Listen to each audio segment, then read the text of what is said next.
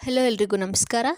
ಇಂದಿನ ವಿಡಿಯೋದಲ್ಲಿ ನಾವು ಪುರಂದರದಾಸರ ರಚಿತ ಜಾಲಿಯ ಮರದಂತೆ ಎಂಬ ಪದ್ಯಭಾಗದ ಸಂಪೂರ್ಣ ವಿವರಣೆಯನ್ನು ನೋಡಿದ್ದೆವು.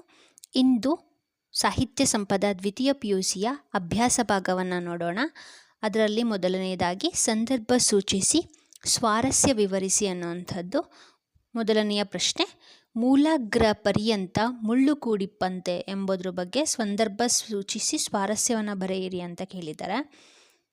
ಇದರ ಆನ್ಸರ್ ಏನಪ್ಪ ಅಂತ ಹೇಳಿದರೆ, ಪುರಂದರದಾಸರು ರಚಿಸಿದ ಜಾಲಿಯ ಮರದಂತೆ ಎಂಬ ಕೀರ್ತನೆಯ ಆರಂಭದಲ್ಲಿ ಈ ಮೇಲಿನ ವಾಕ್ಯವನ್ನು ನಾವು ಗಮನಿಸಬಹುದು ಅಂತೇಳಿ ಬರಿತಾ ಹೋಗಿ, ತದನಂತರ ದುರ್ಜನರನ್ನು ಜಾಲಿಯ ಮರದೊಂದಿಗೆ ಹೋಲಿಸಿರುವ ಕವಿಯು ಜಾಲಿಯ ಮರದಲ್ಲಿ ಬುಡದಿಂದ ತುದಿಯವರೆಗೂ ಮುಳ್ಳುಗಳೇ ತುಂಬಿರುತ್ತವೆ. ಇದೇ ರೀತಿ ದುರ್ಜನರಲ್ಲಿಯೂ ಬರಿಯ ಕೆಟ್ಟ ವಿಚಾರ ದೃಷ್ಟಿಗಳಷ್ಟೇ ತುಂಬಿರುತ್ತವೆ. ಆದ್ದರಿಂದ ದುರ್ಜನರು ಸಮಾಜದಲ್ಲಿ ಜಾಲಿಯ ಮರದಂತೆ ನಿರುಪಯುಕ್ತರು, ಅವರು ಒಳ್ಳೆಯವರನ್ನು ಚುಚ್ಚುವ ಮುಳ್ಳುಗಳಿದ್ದಂತೆ ಎಂದು ಕವಿತೆಯಲ್ಲಿ ಕವಿ ಹೇಳಿರುವರು ಅಂತೇಳಿ ಬರೆದ್ರೆ ಇದಿಷ್ಟು ಸಂದರ್ಭ ಮತ್ತು ಸ್ವಾರಸ್ಯ ಅಂತ ಹೇಳ್ತಾ ಹೋಗ್ತೀವಿ. ಓಕೆನಾ. ನಾವು ವಿವರಣೆಯಲ್ಲೂ ಕೂಡ ನೋಡಿದ್ವಿ ತಾನೇ, ಇದೇ ರೀತಿ ಮೂಲಾಗ್ರ ಪರ್ಯಂತ ಮುಳ್ಳು ಕೂಡಿಪ್ಪಂತೆ ಅಂದರೆ ಬುಡದಿಂದ ತುದಿಯವರೆಗೂ ಕೂಡ ಮುಳ್ಳನ್ನು ಹೊಂದಿರುವಂತಹ ಜಾಲಿಯ ಮರದ ರೀತಿಯಲ್ಲಿನೇ ಸಮಾಜದಲ್ಲಿರುವಂತಹ ದುಷ್ಟ ಜನರು ತಮ್ಮ ಜೀವನವನ್ನು ಬುಡದಿಂದ ತುದಿಯವರೆಗೂ ಕೂಡ ದುಷ್ಟ ಆಲೋಚನೆಗಳೊಂದಿಗೆ ಕಳೀತಾ ಇದ್ದಾರೆ ಅನ್ನೋದನ್ನು ಇದು ಸೂಚಿಸ್ತಾ ಹೋಗುತ್ತೆ. ಆಗ್ಬೋದಲ್ವಾ. ತದನಂತರ ಎರಡನೇ ಪ್ರಶ್ನೆಗೆ ಹೋಗೋದಾದರೆ, ಎರಡನೇ ಪ್ರಶ್ನೆ ಏನು ಕೇಳಿದರೆ, ಕುಸುಮ ವಾಸನೆ ಇಲ್ಲ, ಕೂಡಲು ಸ್ಥಳವಿಲ್ಲ. ಸೊ ಇದರದ್ದು ಆನ್ಸರ್ ನೋಡೋದಾದರೆ, ಪುರಂದರದಾಸರ ಜಾಲಿಯ ಮರದಂತೆ ಎಂಬ ಸುಪ್ರಸಿದ್ಧ ಕೀರ್ತನೆಯಿಂದ ಈ ಮೇಲಿನ ವಾಕ್ಯವನ್ನು ಆಯ್ದುಕೊಳ್ಳಲಾಗಿದೆ ಅಂತ ಬರೆದು, ಜಾಲಿಯ ಮರವನ್ನು ಕುರಿತು ಕವಿಯು ಈ ಮೇಲಿನ ಮಾತನಾಡಿದ್ದಾರೆ ಅಂಥೇಳಿ ಬರಿತಾ ಹೋಗ್ಬೇಕು. ಓಕೆನಾ. ಅದಾದಮೇಲೆ ಜಾಲಿಯ ಮರವು ಅಡಿಯಿಂದ ಮುಡಿಯವರೆಗೆ ಮುಳ್ಳನ್ನೇ ತುಂಬಿಕೊಂಡಿರುತ್ತದೆ. ಬಿಸಿಲಲ್ಲಿ ಬಳಲಿ ಬಂದವರಿಗೆ ನೆರಳಾಗಲಿ, ಹಸಿದು ಬಂದವರಿಗೆ ಹಣ್ಣಾಗಲಿ ಅದರಿಂದ ಸಿಗುವುದಿಲ್ಲ ಅನ್ನೋದನ್ನು ಸೂಚಿಸಿ, ಅದರ ಹೂವು ಕೂಡ ಸುವಾಸನೆಯನ್ನು ಬೀರುವುದಿಲ್ಲ, ಮರದ ಕೆಳಗೆಲ್ಲ ಮುಳ್ಳು ಬಿದ್ದಿರುತ್ತದೆಯಾದ್ದರಿಂದ ಜಾಲಿಯ ಮರದ ಕೆಳಗೆ ಕುಳಿತುಕೊಳ್ಳಲು ಕೂಡ ಸ್ಥಳವಿರುವುದಿಲ್ಲ. ಒಟ್ಟಾರೆ ಜಾಲಿಯ ಮರದಿಂದ ಯಾವ ಉಪಯೋಗವೂ ಇಲ್ಲದಿರುವುದೆಂದು ಕವಿ ಇಲ್ಲಿ ನಮಗೆ ತಿಳಿಸ್ತಾ ಇದ್ದಾರೆ, ವಿವರಿಸಿದ್ದಾರೆ ಅಂಥೇಳಿ ಬರಿತಾ ಹೋಗ್ಬೇಕು. ಆಗ್ಬೋದಲ್ಲ. ಕುಸುಮ ವಾಸನೆ ಇಲ್ಲ, ಕೂಡಲು ಸ್ಥಳವಿಲ್ಲ ಅಂದರೆ ನಾವಿಲ್ಲಿ ಹೇಳಿದ್ವಿ, ಪದ್ಯದ ನಿರೂಪಣೆಯ ಸಂದರ್ಭದಲ್ಲಿ ನಾವು ಹೇಳಿದ್ವಿ, ಈ ಒಂದು ಪ್ಯಾರಾಗ್ರಾಫ್ ನಮಗೆ ಏನನ್ನು ಸೂಚಿಸುತ್ತೆ, ಜಾಲಿಯ ಮರದ ಸ್ವರೂಪವನ್ನು ನಮಗೆ ತಿಳಿಸ್ಕೊಡ್ತಾ ಹೋಗುತ್ತೆ ಅನ್ನೋದನ್ನು. ತದನಂತರ ಮೂರನೇ ಪ್ರಶ್ನೆಗೆ ಹೋಗೋದಾದರೆ, ನಾರುವ ದುರ್ಗಂಧ ಬಿಡಬಲ್ಲುದೆ ಅನ್ನೋವಂಥದ್ದು. ಅದಕ್ಕೆ ಆನ್ಸರ್ ಏನಪ್ಪ ಅಂತ ಹೇಳಿದರೆ, ಪುರಂದರದಾಸರು ರಚಿಸಿರುವ ಜಾಲಿಯ ಮರದಂತೆ ಎಂಬ ಕೀರ್ತನೆಯಿಂದ ಈ ಮೇಲಿನ ವಾಕ್ಯವನ್ನು ಸ್ವೀಕರಿಸಲಾಗಿದೆ. ದುರ್ಜನರಿಗೆ ಮಾನ್ಯತೆ ನೀಡುವುದು ವ್ಯರ್ಥವೆಂಬುದನ್ನು ವಿವರಿಸುವಾಗ ಕವಿಯು ಈ ಮೇಲಿನ ವಾಕ್ಯವನ್ನು ಹೇಳಿದ್ದಾರೆ. ಆಗ್ಬೋದಲ್ವಾ. ಊರಿನ ಹೊಲಸಿನಲ್ಲಿ ಜೀವಿಸುವಂತಹ ಹಂದಿಯನ್ನು ತಂದು ಅದಕ್ಕೆ ಷಡ್ರಸಾನ್ನ ಭೋಜನವನ್ನು ಮಾಡಿಸಿದ ಮಾತ್ರಕ್ಕೆ ಅದು ತನ್ನ ಮೈಯಿಂದ ದುರ್ಗಂಧ ಬೀರುವುದನ್ನು ಬಿಡುವುದಿಲ್ಲ. ಇದರಂತೆಯೇ ಸದಾ ದುಷ್ಟ ಕೆಲಸದಲ್ಲಿ ಮುಳುಗಿರುವಂತಹ ದುರ್ಜನರಿಗೆ ತತ್ವೋಪದೇಶಗಳನ್ನು ಹೇಳಿದರೆ ಅವರು ತಮ್ಮ ಸ್ವಭಾವ ಬದಲಾಯಿಸಿಕೊಳ್ಳೋದಿಲ್ಲ. ಆದ್ದರಿಂದ ಕವಿಯು ಹಂದಿ ಮತ್ತು ದುರ್ಜನರ ಮೂಲ ಸ್ವಭಾವಗಳನ್ನು ಬದಲಾಯಿಸಲು ಪ್ರಯತ್ನಿಸುವಂಥದ್ದು ಒಂದು ವ್ಯರ್ಥವಾದ ಕೆಲಸ ಅಂತೇಳ್ಬಿಟ್ಟು ಹೇಳ್ತಾ ಹೋಗಿದ್ದಾರೆ ಪ್ರಸ್ತುತ ಒಂದು ಕವಿತೆಯ ಒಂದು ಭಾಗದಲ್ಲಿ ಅಂತೇಳ್ಬಿಟ್ಟು ಬರಿತಾ ಹೋಗಿ ನಿರೂಪಿಸಬೇಕು.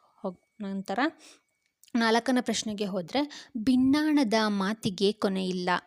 ಭಿನ್ನಾಣದ ಮಾತಿಗೆ ಕೊನೆಯಿಲ್ಲ ಅನ್ನೋಂಥ ಸಂದರ್ಭನ ಯಾವಾಗ ಹೇಳ್ತಾರೆ, ಪುರಂದರದಾಸರ ಜಾಲಿಯ ಮರದಂತೆ ಎಂಬ ಕೀರ್ತನೆಯಿಂದ ಈ ಮೇಲಿನ ವಾಕ್ಯವನ್ನು ಆಯ್ದುಕೊಳ್ಳಲಾಗಿದೆ ಅಂತೇಳಿ ಬರಿತಾ ಹೋಗ್ತೀವಿ. ಆಮೇಲೆ ದುರ್ಜನರ ವರ್ತನೆಯನ್ನು ಈ ಮೇಲಿನ ವಾಕ್ಯದ ಮೂಲಕ ಕವಿಯು ಟೀಕೆ ಮಾಡಿರುವರು ಅಂಥೇಳಿ ಬರಿತಾ ಹೋಗಿ, ಸದಾ ದುಷ್ಟತನದ ಕಾರ್ಯಗಳಲ್ಲಿ ಮುಳುಗಿರುವಂತಹ ದುರ್ಜನರಿಂದ ಸಮಾಜಕ್ಕೆ ಎಳ್ಳಷ್ಟು ಉಪಯೋಗವಿಲ್ಲ. ಆದರೂ ಅವರು ತನ್ನಿಂದಲೇ ಹಾಗಾಯಿತು ಹೀಗಾಯಿತು ಎಂಬ ಜಂಬ ಕೊಚ್ಚಿಕೊಳ್ತಿರ್ತಾರೆ.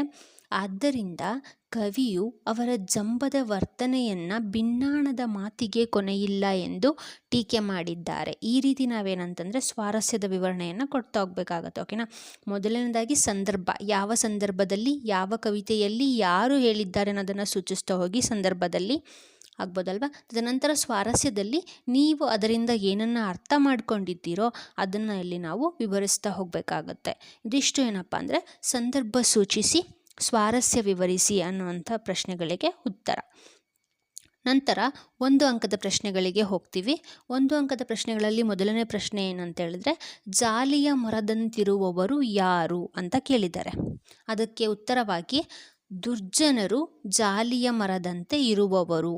ಈ ಒಂದು ಅಂಕದ ಪ್ರಶ್ನೆಗಳೆಲ್ಲವಕ್ಕೂ ಕೂಡ ಆನ್ಸರು ಡೈರೆಕ್ಟಾಗಿ ಪದ್ಯ ಭಾಗದಲ್ಲಿನೇ ಇದೆ ನಮಗೆ, ಆಗ್ಬೋದಲ್ವಾ.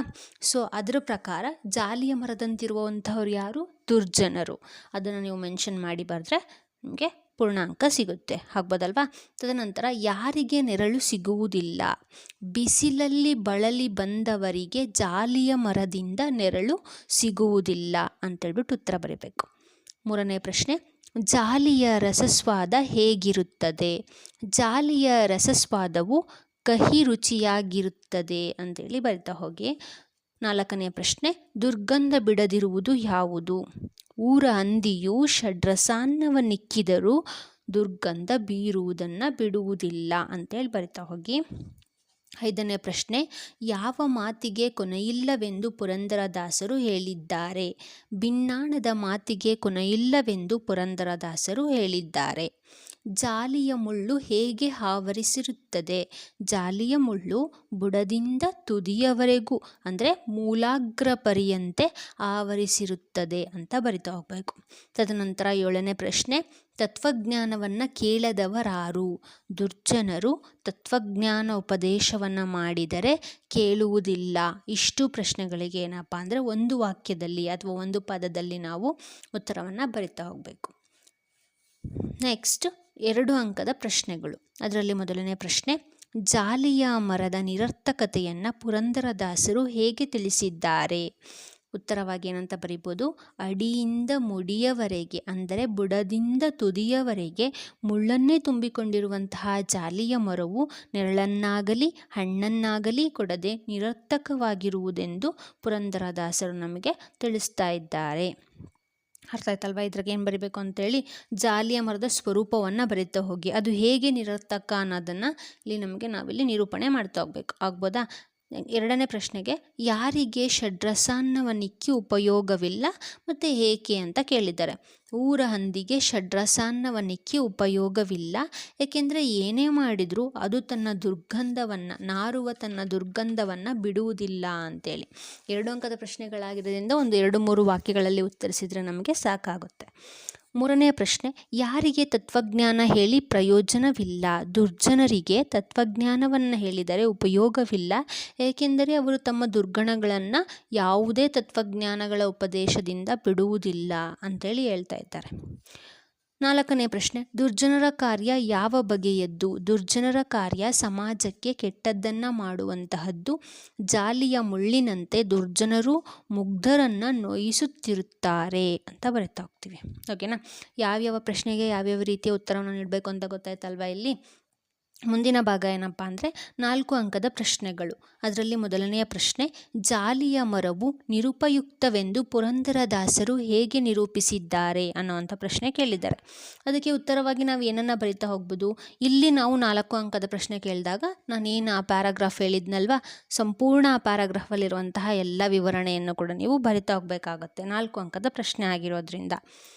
ಏನಂತ ಬರಿತಾ ಹೋಗ್ಬೋದು ಇಲ್ಲಿ ಉತ್ತರವಾಗಿ, ಜಾಲಿಯ ಮರವು ಧರೆಯುಳಿರುವುದು ನಿರುಪಯುಕ್ತವೆಂಬುದು ಪುರಂದರದಾಸರ ಅಭಿಪ್ರಾಯವಾಗಿದೆ. ಮರವೊಂದು ಭೂಮಿಯ ಮೇಲೆ ಹುಟ್ಟಿ ಬೆಳೆದರೆ ಇತರರಿಗೆ ನೆರಳನ್ನು ಹಣ್ಣನ್ನು ಹೂವಿನ ಸುವಾಸನೆಯನ್ನು ನೀಡಿ ತನ್ನ ಜೀವನವನ್ನು ಸಾರ್ಥಕ್ಯಗೊಳಿಸಿಕೊಳ್ಳುತ್ತದೆ. ಆದರೆ ಜಾಲಿಯ ಮರದಿಂದ ಈ ಬಗೆಯ ಉಪಯೋಗವಿಲ್ಲ. ಅಡಿಯಿಂದ ಮುಡಿಯವರೆಗೆ ಬುಡದಿಂದ ತುದಿಯವರೆಗೆ ಮುಳ್ಳನ್ನೇ ತುಂಬಿಕೊಂಡಿರುವಂತಹ ಜಾಲಿಯ ಮರವು ಬಿಸಿಲಲ್ಲಿ ಬಳಲಿ ಬಂದವರಿಗೆ ಸ್ವಲ್ಪವೂ ನೆರಳನ್ನು ಒದಗಿಸುವುದಿಲ್ಲ. ಹಸಿವೆಂದು ಬಂದವರಿಗೆ ಹಣ್ಣನ್ನು ನೀಡುವುದಿಲ್ಲ, ಜಾಲಿಯ ಮರದ ಹೂವು ಸುವಾಸನೆಯನ್ನು ಪಸರಿಸುವುದಿಲ್ಲ, ಅದರ ರಸವೂ ಕೂಡ ಕುಡಿಯಲು ವಿಷದಂತೆ ಕಹಿಯಾಗಿರುತ್ತದೆ.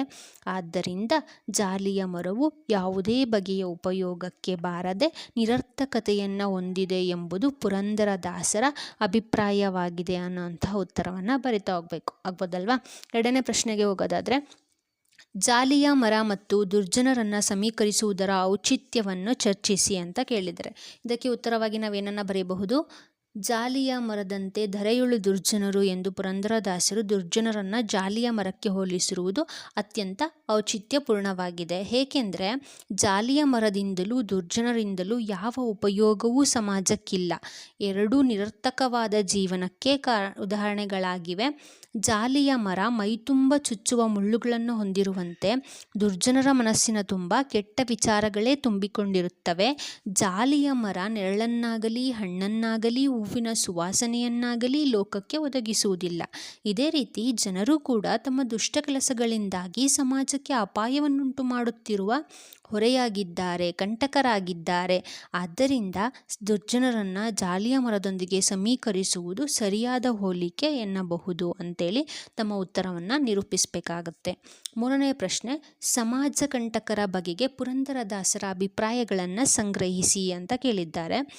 ಉತ್ತರವಾಗಿ ಏನನ್ನು ಬರೆಯಬಹುದು? ಸಮಾಜ ಕಂಟಕರ ಬಗೆಗೆ ಪುರಂದರದಾಸರು ಅಸಮಾಧಾನಗೊಂಡಿದ್ದಾರೆ. ಸಮಾಜದಲ್ಲಿ ಎಲ್ಲ ಯೋಗ್ಯತೆ, ಗೌರವ, ಮಾನಗಳು ಅಪಾತ್ರರಾದವರಿಗೆ ದುರ್ಜನರಿಗೆ ಸಲ್ಲುತ್ತಿವೆ. ಎಳ್ಳಷ್ಟು ಉಪಯೋಗವಿಲ್ಲದ ದುರ್ಜನರಿಂದ ಸಮಾಜದ ನೆಮ್ಮದಿ ಹಾಳಾಗುತ್ತಿದೆ. ಅವರಿಗೆ ತತ್ವಜ್ಞಾನವನ್ನು ಬೋಧಿಸಿಯೂ ಉಪಯೋಗವಿಲ್ಲ. ಬರೀ ಭಿನ್ನಾಣದ ಮಾತುಗಳನ್ನು ಆಡಿಕೊಂಡು ಕೆಟ್ಟ ಕೆಲಸಗಳಲ್ಲಿ ನಿರತರಾಗಿರುವಂತಹ ದುಷ್ಟರನ್ನು ಪುರಂದರದಾಸರು ಜಾಲಿಯ ಮರಕ್ಕೆ, ಊರ ಹಂದಿಗೆ, ಕೂಳಿಗೆ ಕಚ್ಚಾಡುವ ಕುನ್ನಿಗೆ ಹೋಲಿಸಿರೋದನ್ನು ನಾವು ಗಮನಿಸಿದರೆ ಅವರಿಗೆ ದುರ್ಜನರ ಬಗ್ಗೆ ಇರುವಂತಹ ಅಭಿಪ್ರಾಯವು ನಮಗೆ ವೇದ್ಯವಾಗುತ್ತೆ, ಅಂದರೆ ನಮಗೆ ತಿಳಿಯುತ್ತಾ ಹೋಗುತ್ತೆ ಅನ್ನೋದನ್ನು ಇಲ್ಲಿ ನಾವು ನಿರೂಪಿಸಬೇಕಾಗುತ್ತೆ ಆಗ್ಬೋದಲ್ವಾ. ಇದಿಷ್ಟು ಏನಪ್ಪ ಅಂತ ಹೇಳಿದ್ರೆ 4 ಅಂಕದ ಪ್ರಶ್ನೆಗಳಿಗೆ ಉತ್ತರಗಳು. ತದನಂತರ ಭಾಷಾಭ್ಯಾಸಕ್ಕೆ ಹೋಗ್ತೀವಿ. ಅದರಲ್ಲಿ ಏನನ್ನು ಕೇಳ್ತಿದ್ದಾರೆ ಅಂತ ಹೇಳಿದ್ರೆ, ದುರ್ಜನರು, ಸುಜನರು, ಸ್ವಾದ, ವಿಷ ಈ ಮುಂತಾದ ಪದಗಳ ವೈರುಧ್ಯವನ್ನು ಗಮನಿಸಿ ಅಂತ ಕೇಳಿದರೆ, ಅಂದರೆ ವೈರುಧ್ಯ ಅಂತಂದರೆ ಆಪೋಸಿಟ್ ವರ್ಡ್ಸ್, ಅಂದರೆ ವಿರುದ್ಧಾರ್ಥಕ ಪದಗಳು. ದುರ್ಜನರು ಕೆಟ್ಟ ಗುಣಗಳಿಂದ ಸಮಾಜ ಕಂಟಕರಾಗಿರುತ್ತಾರೆ. ಸುಜನರಿಂದ ಸಮಾಜದಲ್ಲಿ ಸೌಹಾರ್ದ, ಶಾಂತಿ, ನೆಮ್ಮದಿಗಳು ನೆಲೆಸಿರುತ್ತವೆ. ಅಂತೆಯೇ ಸ್ವಾದ ಅಂದರೆ ನಾಲಿಗೆಗೆ ಹಿತವನ್ನು, ವಿಷ ಅಹಿತವನ್ನು ಉಂಟು ಮಾಡುವಂತಹ ವಿರುದ್ಧ ಗುಣಗಳನ್ನು ಹೊಂದಿದೆ. ಘೋರ, ಪಾಪಿ, ದುರ್ಜನ, ದುರ್ಗಂಧ ಈ ಪದಗಳಲ್ಲಿರುವ ಗುಣವಾಚಕಗಳನ್ನು ಗುರುತಿಸಿ ಅಂತ ಕೇಳ್ತಾರೆ. ಸೊ ಘೋರ, ಪಾಪಿ ಮತ್ತು ದುರ್ಜನ, ದುರ್ಗಂಧ ಈ ಪದಗಳಲ್ಲಿರುವಂತಹ ಗುಣವಾಚಕಗಳು ಯಾವುದಪ್ಪ ಅಂದರೆ, ಘೋರ ಪಾಪಿಯಲ್ಲಿ ಘೋರ ಎಂಬುವಂಥದ್ದು ಒಂದು ಗುಣವಾಚಕ. ಘೋರ ಅಂದರೆ ಬಹಳ ಅಂತೇಳ್ಬಿಟ್ಟು ಬಹಳ ಕ್ರೂರವಾದ ಪಾಪಿ ಅನ್ನುವಂಥದ್ದು, ಓಕೆನಾ, ಘೋರ ಅನ್ನೋಕ್ಕೆ ಆ ಒಂದು ಗುಣವಾಚಕ ಅಂದರೆ ನಮಗೆ ಗೊತ್ತಿರೋ ಅಂಥದ್ದೇ ಗುಣಗಳನ್ನು ಸೂಚಿಸುವಂತಹ ಒಂದು ವ್ಯಕ್ತಿ, ವಸ್ತು, ಸ್ಥಳ, ಪ್ರಾಣಿ, ಪಕ್ಷಿಗಳ ಗುಣಸ್ವಭಾವಗಳನ್ನು ತಿಳಿಸುವಂಥದ್ದನ್ನು, ಗುಣಲಕ್ಷಣಗಳನ್ನು ತಿಳಿಸುವಂತಹ ಒಂದು ಪದವನ್ನು ನಾವೇನಂತ ಕರಿತಾ ಹೋಗ್ತೀವಿ? ಗುಣವಾಚಕ ಅಂತ ಕರಿತಾ ಹೋಗ್ತೀವಿ. ಘೋರ ಪಾಪಿ ಅನ್ನೋದರಲ್ಲಿ ಘೋರ ಅನ್ನುವಂಥದ್ದು ಗುಣವಾಚಕ. ದುರ್ಜನ, ದುರ್ ಎಂಬುವಂಥದ್ದು ಗುಣವಾಚಕ. ದುರ್ಗಂಧ, ದುರ್ ಎನ್ನುವಂಥದ್ದು ಇಲ್ಲೂ ಕೂಡ ಮತ್ತೆ ಗುಣವಾಚಕ. ನಾವು ಬರೀ ಜನ, ಗಂಧ ಈ ರೀತಿ ಹೇಳಿದಾಗ ಯಾವ ರೀತಿಯ ಗುಣದ ಒಂದು ಜನ, ಯಾವ ರೀತಿಯ ಗಂಧ, ಯಾವ ರೀತಿಯ ಪಾಪಿ ಅನ್ನೋವಂಥದ್ದು ನಮಗೆ ಗುಣವಿಶೇಷಣೆ ಸಿಗೋದಿಲ್ಲ. ಘೋರ, ದುರ್ ಈ ರೀತಿ ಬಳಸಿದಾಗ ನಮಗೆ ಒಂದು ರೀತಿಯ ಗುಣದ ವಿಶ್ಲೇಷಣೆ ನಮಗೆ ಸಿಗ್ತಾ ಹೋಗುತ್ತೆ. ಸೊ ಇದನ್ನು ನಾವು ಗುಣವಾಚಕ ಅಂತ ಕರಿತಾ ಹೋಗ್ತೀವಿ. ವಾಚಕ ಪದಗಳು ತುಂಬಾ ಮುಖ್ಯವಾದಂತಹ ವ್ಯಾಕರಣಾಂಶಗಳು ಅಂತ ಹೇಳ್ತಾ ಹೋಗ್ಬೋದು. ಮೂರನೆಯದಾಗಿ ಭಾಷಾಭ್ಯಾಸದಲ್ಲಿ ಏನನ್ನು ಕೊಟ್ಟಿದ್ದಾರೆ? ರಸ, ಪರಿ, ಕೊನೆ, ನಾರು ಇವುಗಳಿಗೆ ನಾನಾರ್ಥಗಳನ್ನು ಬರೆಯಿರಿ. ರಸಕ್ಕೆ ನಾವೇನೇನು ಸಮಾನಾರ್ಥಕ ಪದಗಳನ್ನು ಕೊಡಬಹುದು? ರಸ ಅಂತ ಹೇಳಿದರೆ ಏನು? ದ್ರವ ಅಂತ ಅಂದರೆ ಏನು? ನೀರಿನ ರೂಪದಲ್ಲಿರುವಂಥಕ್ಕೆ ನಾವು ದ್ರವ ಅಂತ ಕರಿತೀವಿ. ಸೊ ಅದಕ್ಕೆ ರಸಕ್ಕೆ ನಾವು ದ್ರವ ಅನ್ನೋವಂಥದ್ದನ್ನು ಒಂದು ಬರಿಬೋದು, ಮತ್ತು ರಸಕ್ಕೆ ರುಚಿ ಅನ್ನೋವಂಥದ್ದನ್ನು ಕೂಡ ನಾವು ಸಮಾನಾರ್ಥಕ ಪದವಾಗಿ ಬಳಸಬಹುದು. ಸೆಕೆಂಡ್ ಒನ್ ಏನು ಅಂತ ಕೇಳಿದರೆ, ಪರಿ ಕೇಳಿದರೆ. ಪರಿಗೆ ಸಮಾನಾರ್ಥಕವಾಗಿ ಏನನ್ನು ಬರಿಬಹುದು? ಪರಿ ಅಂದರೆ ಕೊನೆ ಮತ್ತು ಬಗೆ ಅಂತೇಳ್ಬಿಟ್ಟು ಎರಡು ರೀತಿಯ ಒಂದು ಸಮನಾರ್ಥಕ ಪದಗಳನ್ನು ಗುರುತಿಸಬಹುದು. ಅದೇ ರೀತಿ ಕೊನೆ ಅಂತ ಕೊಟ್ಟಿದ್ದಾರೆ. ಕೊನೆ ಅಂತಂದರೆ ಯಾವ ರೀತಿ ಸಮನಾರ್ಥಕ ಪದಗಳನ್ನು ಗುರುತಿಸಬಹುದು? ತುದಿ ಮತ್ತು ಗೊಂಚಲು, ಈ ರೀತಿ ಸಮನಾರ್ಥಕ ಪದಗಳನ್ನು. ಸಮನಾರ್ಥಕ ಅಂತ ಅಂದರೆ ಬೇರೆ ಬೇರೆ ರೀತಿಯ ಅರ್ಥಗಳನ್ನು ಕೂಡ ಹೊಂದಿರುವಂಥದ್ದು ಅನ್ನೋದಕ್ಕೆ ನಾನಾರ್ಥ ಅಂತ ಹೇಳ್ತಾ ಹೋಗಿದ್ದಾರೆ. ನಾರು ಅಂತೇಳಿದರೆ ಬೀರು, ಎಳೆ ಇವೆರಡನ್ನು ಕೂಡ ನಾವು ಕೊಡ್ತಾ ಹೋಗ್ಬೋದು. ಇಲ್ಲಿ ನೋಡ್ರಿ, ನಾನಾರ್ಥ ಮತ್ತು ಸಮನಾರ್ಥಕ ಪದಗಳಿಗೆ ಎರಡು ಡಿಫ್ರೆನ್ಸ್ ಇದೆ. ಸಮನಾರ್ಥಕ ಅಂತ ಹೇಳಿದ್ರೆ ಒಂದೇ ರೀತಿಯ ಅರ್ಥವನ್ನು ಹೊಂದಿರುವಂಥದ್ದು. ನಾನಾರ್ಥ ಅಂತಂದರೆ ಒಂದೇ ಪದಕ್ಕೆ ಎರಡು ಅರ್ಥಗಳನ್ನು ಹೊಂದಿರೋದಕ್ಕೆ ನಾವು ನಾನಾರ್ಥ ಅಂತ ಕರಿತೀವಿ. ಇಲ್ಲಿ ನೋಡ್ರಿ, ರಸ ಅನ್ನೋ ಅಂಥದ್ದು ದ್ರವ ಮತ್ತು ರುಚಿ ಎರಡು ರೀತಿಯ ಒಂದು ಅರ್ಥವನ್ನು ಹೊಂದಿರುವಂಥದ್ದು. ಅದೇ ರೀತಿ ಪರಿ ಅನ್ನೋದಕ್ಕೆ ಕೊನೆ ಮತ್ತು ಬಗೆ ಅನ್ನೋ ಎರಡು ಅರ್ಥವನ್ನು ಹೊಂದಿರುವಂಥದ್ದು. ಕೊನೆಗೆ ತುದಿ ಮತ್ತು ಗೊಂಚಲು ಅನ್ನುವಂತಹ ಎರಡು ಅರ್ಥವನ್ನು ಹೊಂದಿರುವಂಥದ್ದು. ನಾರು ಅನ್ನುವಂಥದ್ದು ಬೀರು ಮತ್ತು ಎಳೆ ಅನ್ನುವಂತಹ ಅರ್ಥವನ್ನು ಹೊಂದಿರುವಂಥದ್ದನ್ನು ನಾವಿಲ್ಲಿ ಗುರುತಿಸ್ಬೋದು. ನಾಲ್ಕನೆಯದಾಗಿ ದರೆ, ಕುಸುಮ, ಕರ್ಮ, ಭಿನ್ನಾಣ, ಕುನ್ನಿ ಇವುಗಳಿಗೆ ಸಮನಾರ್ಥಕ ಪದಗಳನ್ನು ಬರೆಯಿರಿ. ಇಲ್ಲಿ ನೋಡಿ, ಇವಾಗ ಗಮನಿಸ್ತಾ ಇದ್ದೀವಿ, ಸಮನಾರ್ಥಕ ಪದಗಳನ್ನು ಇಲ್ಲಿ ಕೇಳಿದ್ದಾರೆ. ಧರೆಗೆ ಯಾವ ರೀತಿಯ ಸಮನಾರ್ಥಕ ಪದಗಳನ್ನು ಕರೆಯಬಹುದು? ಭೂಮಿ, ವಸುಧೆ, ನೆಲ, ಧರಣಿ ಈ ಇಷ್ಟುಗಳನ್ನು ಕರೀಬೋದು. ಕುಸುಮ ಅಂತ ಹೇಳಿದರೆ ನಾನು ಆಗ್ಲೇ ಹೇಳಿದ್ದೆ, ಕುಸುಮ ಅಂತ ಹೇಳಿದರೆ ಹೂವು, ಪುಷ್ಪ ಅಂತ ಗುರುತಿಸಬಹುದು. ಕರ್ಮ ಅಂದರೆ ಕೆಲಸ, ಕಾರ್ಯ. ಭಿನ್ನಾಣ ಅಂದರೆ ಬೆಡಗು, ಜಂಬ, ವ್ಯಂಗ್ಯ ಆಗಲೇ ನೋಡಿದ್ವಲ್ವ, ಅದೆಲ್ಲದನ್ನು ಕೂಡ ಕೊಡ್ತಾ ಹೋಗ್ಬೋದು. ಕುನ್ನಿ ಅಂದರೆ ನಾಯಿ, ಶ್ವಾನ, ಶುನಕ ಇಷ್ಟು ಸಮನಾರ್ಥಕ ಪದಗಳನ್ನು ನಾವಿಲ್ಲಿ ಗುರುತಿಸ್ತಾ ಹೋಗ್ಬೋದು. ಐದನೆಯದಾಗಿ ದುರ್ಜನರು, ಬಿಸಿಲಲ್ಲಿ, ಪಾಪಿಗೆ, ಹಣ್ಣಿನಲ್ಲಿ ಇವುಗಳ ವಿಭಕ್ತಿ ಪ್ರತ್ಯಯಗಳನ್ನು ಗುರುತಿಸಿ ಅಂತ ಕೇಳಿದ್ದಾರೆ. ಸೊ ಅದರಲ್ಲಿ ಮೊದಲನೇದಾಗಿ ದುರ್ಜನರು, ರು ಹೂಯಿಂದ ಎಂಡಾಗಿದೆ. ಸೊ ಹೂಯಿಂದ ಎಂಡಾದರೆ ಯಾವ ವಿಭಕ್ತಿ ಪ್ರತ್ಯಯ ಆಗುತ್ತೆ? ಇದು ಪ್ರಥಮ ವಿಭಕ್ತಿ ಪ್ರತ್ಯಯವಾಗುತ್ತೆ. ಬಿಸಿಲಲ್ಲಿ, ಅಲ್ಲಿ ಯಾವ ಒಂದು ವಿಭಕ್ತಿ ಪ್ರತ್ಯಯ? ಸಪ್ತಮಿ ವಿಭಕ್ತಿ ಪ್ರತ್ಯಯ. ಪಾಪಿಗೆ, ಗೆ ಎಲ್ಲಿಗೆ ಬರುತ್ತೆ? ಗೆ ಅಂತ ಹೇಳಿದ್ರೆ ಚತುರ್ಥಿ ವಿಭಕ್ತಿ ಪ್ರತ್ಯಯಕ್ಕೆ ಉದಾಹರಣೆಯಾಗುತ್ತೆ. ಹಣ್ಣಿನಲ್ಲಿ ಮತ್ತೆ ಅಲ್ಲಿ ಅನ್ನೋವಂಥದ್ದು ಬಂದಿದೆ, ಅಲ್ಲಿ ಅನ್ನೋವಂಥದ್ದು ಸಪ್ತಮಿ ವಿಭಕ್ತಿ ಪ್ರತ್ಯಯಕ್ಕೆ ಉದಾಹರಣೆಯಾಗುತ್ತೆ. ಸೊ ಇದಿಷ್ಟು ನಮ್ಮ ಜಾಲಿಯ ಮರದಂತೆ ಎನ್ನುವಂತಹ ಪದ್ಯ ಭಾಗದ ಭಾಷಾಭ್ಯಾಸ ಹಾಗೂ ಅಭ್ಯಾಸ ಭಾಗ ಅಂತ ಹೇಳ್ತೀವಿ.